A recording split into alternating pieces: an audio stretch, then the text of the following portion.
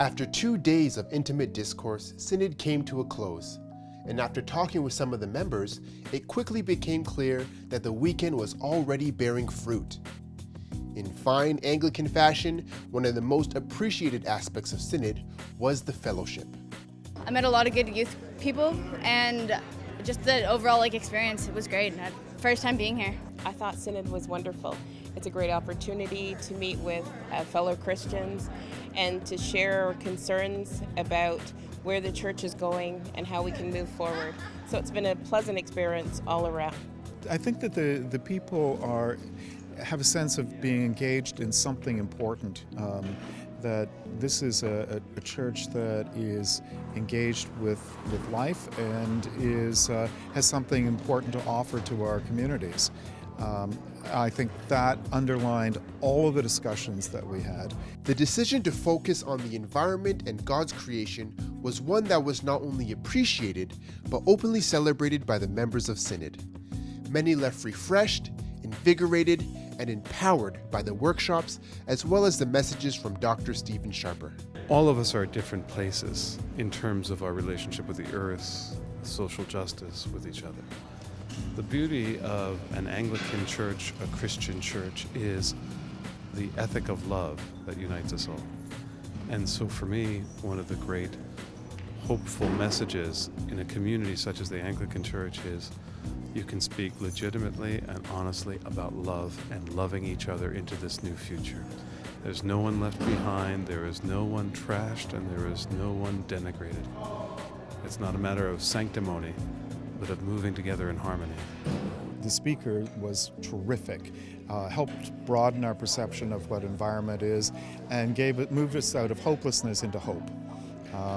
He put it in a theological context and showed us that the environment is really part of God's creation, and that the incarnation of Jesus Christ means that there's hope for the world.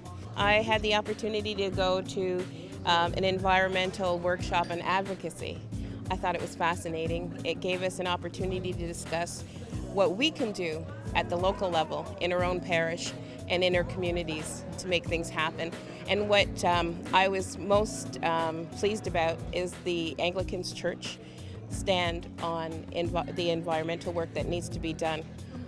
I'm really pleased that we've recognized that we can make a difference as a community, and we don't have to stand alone.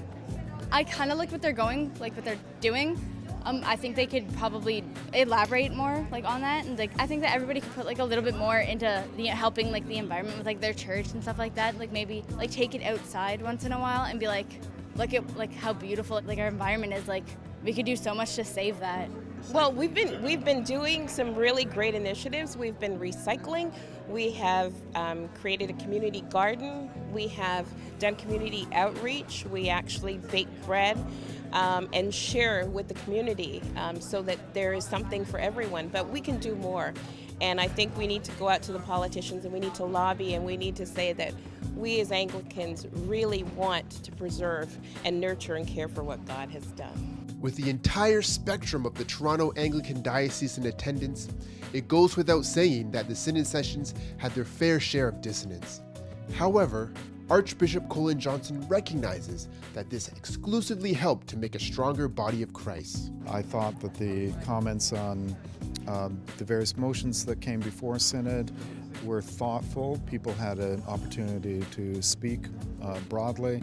There was a good feeling about Synod, and even though there were some divisions, the conversations were respectful and actually quite positive.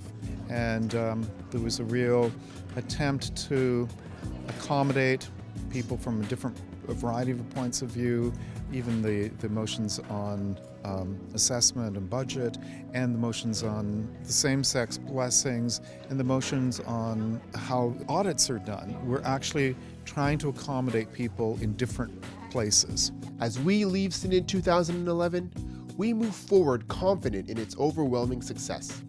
Clerical and lay members alike now return to their parishes and communities, ready and willing to impart new gifts and knowledge to their diocese and to the world.